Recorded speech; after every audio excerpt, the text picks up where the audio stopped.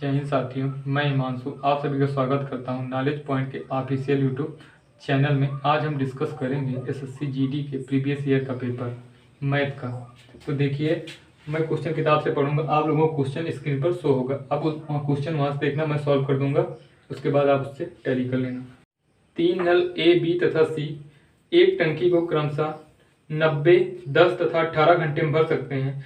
यदि सभी नलों को एक साथ खोल दिया जाए तो टंकी कितनी देर में भरेगी।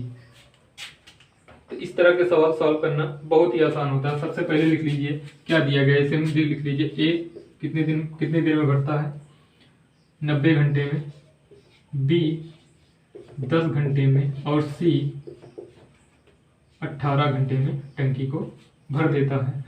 अब इस तरह के सवाल निकालने के लिए सबसे पहले हमको टोटल वर्क निकालना पड़ता है। टोटल वर्क निकालने के लिए जो ये संख्याएं दी गई हैं इनका एलसीएम ले लेंगे। इनका एलसीएम 90 आएगा, 90 आएगा, 90। जब हम कुल कार्य में समय से भाग देते हैं, कुल कार्य में समय से भाग देते हैं तो हमें क्षमता प्राप्त होती है। एक दिन की क्षमता प्राप्त होती है। तो कुल कार्य हमारा कितना हो गया, 90। जब 90 से इसको डिवाइड करेंगे तो हमारी क्षमता कितनी आएगी, 1। कहने का मतलब हमारी ए की क्षमता कितनी हो गई, 1। इसी तरह बी की निकालेंगे। टोटल वर्क 90 है, 10 से डिवाइड करेंगे 9 आ गई। कहने का मतलब बी की क्षमता 9 हो गई। और सी की क्षमता निकालने के लिए 90 में 18 से भाग देंगे तो सी की क्षमता हमारी आ जाएगी 5। कहने का मतलब सी की क्षमता कितनी हो गई, 5।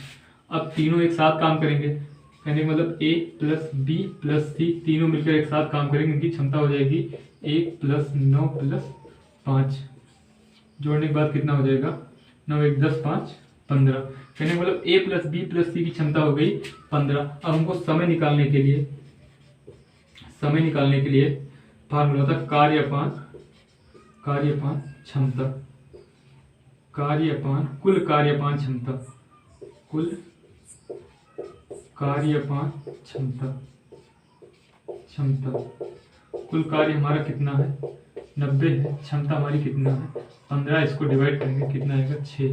कहने का मतलब ए प्लस बी प्लस सी मिलकर 6 घंटे में टैंक को भर देंगे, 6 घंटे में टैंक को भर देंगे। यही हमारा आंसर होगा। हमारा अगला क्वेश्चन है, एक 950 मीटर लंबी रेलगाड़ी एक 850 मीटर पुल पार करती है। यदि रेलगाड़ी की गति 60 किलोमीटर प्रति घंटा है तो पुल पार करने में कितने सेकंड का समय लेगी। ट्रेन पुल को पार करने में कितने समय का लेगी। जब ट्रेन कोई पुल, नदी या प्लेटफॉर्म को पार करती है तो वह अपनी दूरी प्लस उस वस्तु की दूरी के बराबर दूरी तय करती है। ये सवाल हम देखेंगे। समय बराबर होता है दूरी बटा चाल। दूरी हमारी कितनी हो जाएगी, 950 प्लस 850, 950 प्लस 850 5। चाल हमारी कितनी है, 60 किलोमीटर प्रति घंटा। 60 किलोमीटर प्रति घंटा में है, ये दोनों हमारा मीटर में है। ये चाल हमारी क्या होगी, मीटर प्रति सेकंड में होगी। इसको बदलने के लिए 60 को 5/18 से करेंगे गुणा, इसको सॉल्व करेंगे सीधा। अब इसको जोड़ेंगे हम, 5 5 10 9 8 17 18 बटा 10 50 अपान 3 चला जाएगा ऊपर हमारा। इसको सॉल्व कर देंगे, 5 3 15 5 6 30। इनको मल्टीप्लाई करेंगे, 36 18 3 3 9 1 10 108 सेकंड। कहने का मतलब ये ट्रेन जो है, ट्रेन पुल को पार करने में 108 सेकंड का समय लेगी, 8 सेकंड का समय लेगी। हमारा अगला क्वेश्चन है, यदि यम अनुपाते n 3:5 तथा यम अनुपाते हो 4:6 हो तो यम प्लस n अनुपाते n प्लस ओ का मान क्या होगा। जैसा क्वेश्चन लिखा है। सबसे पहले इसमें हमको देखना होगा कॉमन क्या है। तो इसमें हमको दोनों कॉमन दिख रहा है यम, लेकिन यम का मान यहाँ कितना है, 3 है, यहाँ कितना है 4 है। अगर यहाँ मतलब यम दोनों जगह सेम ही है तो यहाँ इसका मान भी बराबर होना चाहिए। तो इसके मान को हम बराबर करने के लिए क्या करेंगे, यहाँ यम के मान नीचे कितना है, 4 है, 4 से पूरे में गुणा, और यहाँ यम का मान कितना है, 3 में पूरे से गुणा। हमारा आ जाएगा यम अनुपाते यन आ जाएगा हमारा 4 3 12, 5 चौक 20 और यम अनुपाते ओ आ जाएगा हमारा, यम अनुपाते ओ आ जाएगा 4 3 12 छत्रिक 18।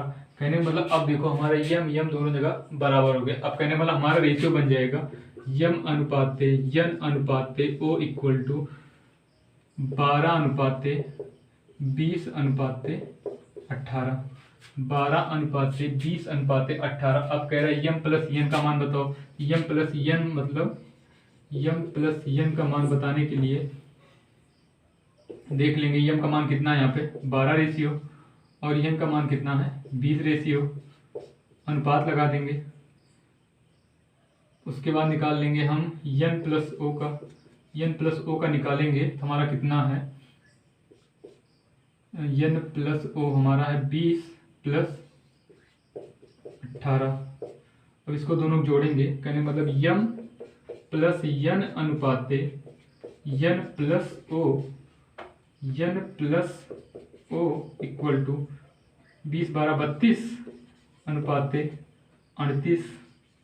काट लेंगे सीधा, इसको कितने से काटें, 2 से काटते हैं 16 आ जाएगा, 19 आ जाएगा। कहने मतलब हमारा ये अनुपात आ गया 16 अनुपाते 19। अगला क्वेश्चन है हमारा, अगला क्वेश्चन है हमारा 19 संख्याओं का औसत 15 है। यदि एक संख्या 25 को भी शामिल कर लिया जाए तो इन 20 संख्याओं का औसत कितना होगा। औसत का सिर्फ एक फार्मूला, उसको याद कर लीजिए, पूरा औसत खत्म उसी पे। औसत बराबर होता है हमारा कुल पदों का योग बटे कुल पदों की संख्या। औसत बराबर होता है हमारा, औसत बराबर होता है, औसत बराबर कुल पदों का योग, कुल पदों का योग बटे कुल पदों की संख्या, कुल पदों की संख्या। कुल पदों का योग बटे कुल पदों की संख्या, इस फार्मूले से लगभग हमारा एवरेज का सभी क्वेश्चन लग जाते हैं। ये बहुत महत्वपूर्ण फार्मूला होता है। अब इसको लगाएं कैसे, इसमें बोल रहा है 19 संख्याओं का औसत 15। कहने का मतलब हमको ये औसत दिया है 15 और संख्या दिया है 19, योग निकालना है हमको। योग निकालने के लिए क्या करेंगे, बटाई करेंगे, तिरछा गुना। योग बराबर हो जाएगा हमारा, योग बराबर हो जाएगा 15 गुणे 19। इसको गुणा कर लेंगे 15 गुणे 19, 9 5 45, 9 का 9, 5 का 9, 5 14 4 हासिल है, 1 का 9 1 2, 245। 245 कह रहा है एक संख्या 25 को शामिल कर लिया जाए तो इनका औसत, इन 20 संख्याओं का औसत क्या होगा। कहने का मतलब ये हो गया हमारा ये 19 संख्याओं का, 19 संख्या का योग हमारा कितना आ गया, 19 संख्या का योग आ गया हमारा 245। इसमें एक संख्या जोड़ने के बाद कितना हो जाएगा, 20 संख्या का योग हो जाएगा। 20 संख्या का योग बराबर 245 प्लस 245 प्लस 245 प्लस 25, इसको दोनों जोड़ेंगे कितना हो जाएगा, 5 5 10 4 2 6 1 7, 270। लगता है गुणा गलत हो गया हमारा, गुणा गलत हो गया हमारा, कितना आएगा 285। नहीं कोई दिक्कत नहीं, 285 प्लस 25, 285 प्लस 25 करेंगे तो कितना हो जाएगा, 5 5 10 8 2 10 के 0, 5 5 10 के 0, 8 2 10 11 की खांसी 2 1 3, 310। कहने का मतलब ये होगा 20 संख्या का हमको योग पता चल गया 310। अब पूछ रहा 20 संख्या का औसत, औसत में सेम ये फार्मूला, औसत बराबर होगा, औसत बराबर हो जाएगा 20/310/20। इसको काट देंगे, यह आ जाएगा हमारा 15 दूना 30, 15.5, 15.5। कहने का मतलब इन संख्याओं का औसत आ जाएगा 15.5। ये हमारा होगा आंसर। अगला क्वेश्चन है हमारा, एक व्यक्ति एक खिलौना 40 रुपए में खरीदता है तथा उसे 60 रुपए में बेच देता है, उसका लाभ प्रतिशत। फिर से सुन लीजिए, एक व्यक्ति एक खिलौना 40 रुपए में बेचता है, 40 रुपए में खरीदता है तथा उसे 60 रुपए में बेचता है, उसका लाभ प्रतिशत क्या होगा, उसका लाभ प्रतिशत क्या होगा। कहने का मतलब ये दिया है इसमें हमको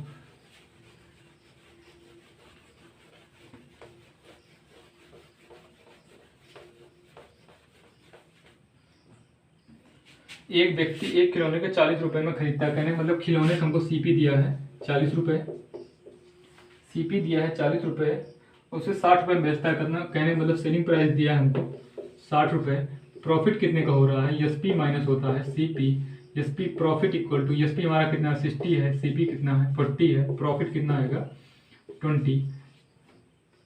तो परसेंटेज प्रॉफिट इक्वल टू होता है profit upon CP into 100, 20 upon 40 into 100 कितना आ जाएगा 50, कहने वाला परसेंटेज प्रॉफिट इक्वल टू हमारा आ जाएगा 50% आंसर। ठीक है, अगला क्वेश्चन है, एक समलंब की दो समांतर भुजाओं की लंबाई 40 सेंटीमीटर तथा 50 सेंटीमीटर है, यदि समलंब का क्षेत्रफल 180 सेंटीमीटर स्क्वायर है तो उसकी ऊंचाई का मान ज्ञात कीजिए। देखिए इस तरह से पहला नंबर देखिए समलंब चतुर्भुज का क्षेत्रफल क्या होता है, समलंब चतुर्भुज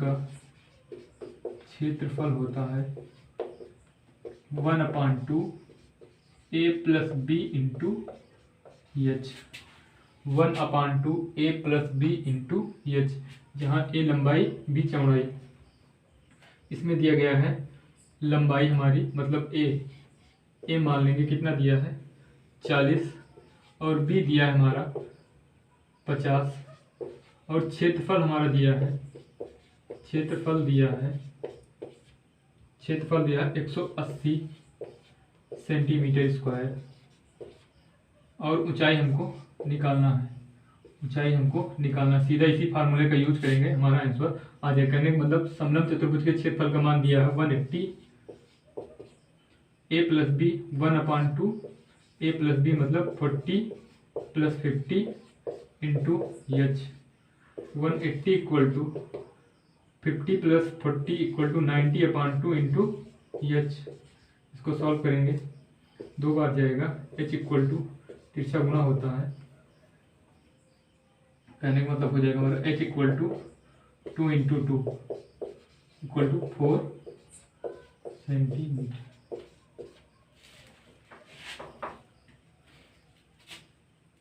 अगला क्वेश्चन है, किसी वस्तु का क्रय मूल्य उसके अंकित मूल्य का 181% है, अंकित मूल्य पर 10% की छूट देने के पश्चात उसका लाभ प्रतिशत कितना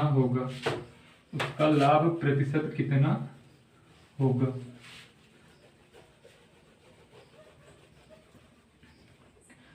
इसमें जो दिया उसको लिख लेंगे सीधा, इसमें दिया है एमआरपी सीपी और एसपी, इसे मान लेंगे। कह रहा है किसी वस्तु का क्रय मूल्य उसके अंकित मूल्य का 81%, कहने मतलब क्रय मूल्य जो है उस अंकित मूल्य का 81%, कहने मतलब अगर अंकित मूल्य हमारा 100 होगा तो ये हमारा कितना होगा 81 होगा। उसके बाद कह रहा है अंकित मूल्य पर 10% की छूट के पश्चात, जब अंकित मूल्य हमारा 100 है इस पर 10% की छूट मतलब 90% में बिकेगी वस्तु, तो इसका सेलिंग प्राइस कितना हो जाएगा 90 रुपीज, कहने मतलब हमको सेलिंग प्राइस कितना पता चल गया 90। कह रहा है छूट देने पर पचास लाभ प्रतिशत कितना होगा, वस्तु खरीदी गई थी 81 में, बेची जा रही है 90 में, कुल टोटल कितने का लाभ हो रहा है 9 का, कहाँ से हो रहा है 81 से, कहने मतलब परसेंटेज प्रॉफिट इक्वल टू होता है profit upon CP into 100, percentage profit equal to 9/81 into 100, काट देंगे ये आ जाएगा हमारा 11.11%। और अगला क्वेश्चन है, एक व्यापारी अंकित मूल्य पर 15% की छूट देता है और 19% का लाभ प्राप्त करने के लिए उसे अपनी वस्तुओं का मूल्य क्रय मूल्य से कितना % अधिक अंकित करना होगा,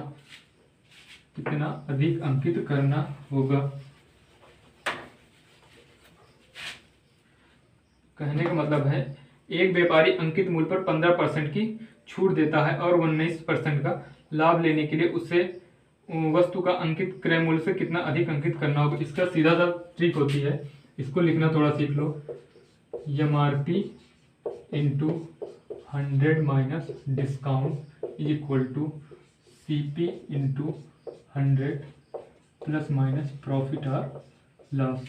जब यहाँ पर लाभ बोलेगा प्लस लेंगे, जब लॉस बोलेगा तो माइनस लेके सीपी और एमआरपी का रेशियो निकाल लेंगे।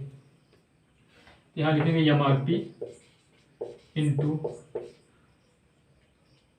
100 माइनस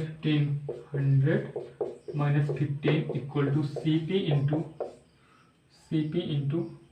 100 प्लस 19, 100 प्लस 19, एमआरपी गुणे 85 इक्वल टू सीपी इंटू इतना, तो MRP upon CP equal to,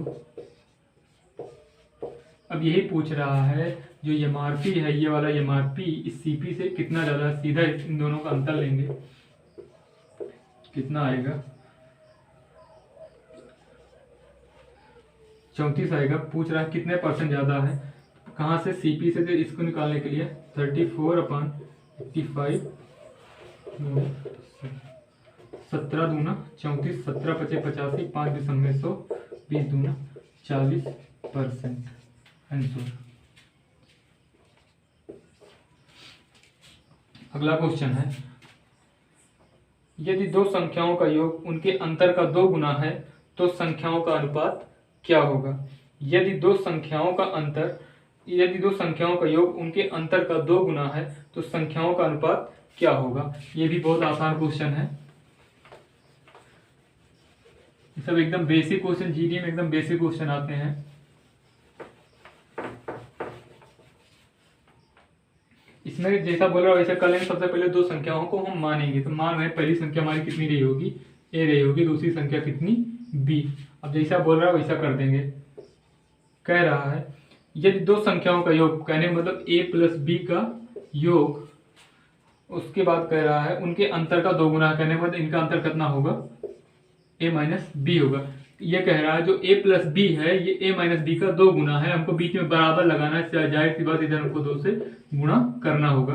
अब इसको सॉल्व करेंगे, A plus B equal to 2a minus 2b, A वाले को एक साथ लिखेंगे, बी वाले को एक साथ, 2a minus A equal to 2b plus b, तो a इक्वल टू 3b, तो a upon b equal to 3/1। अगर रेशियो की बात कर रहा है तो a अनुपात b इक्वल टू 3/1।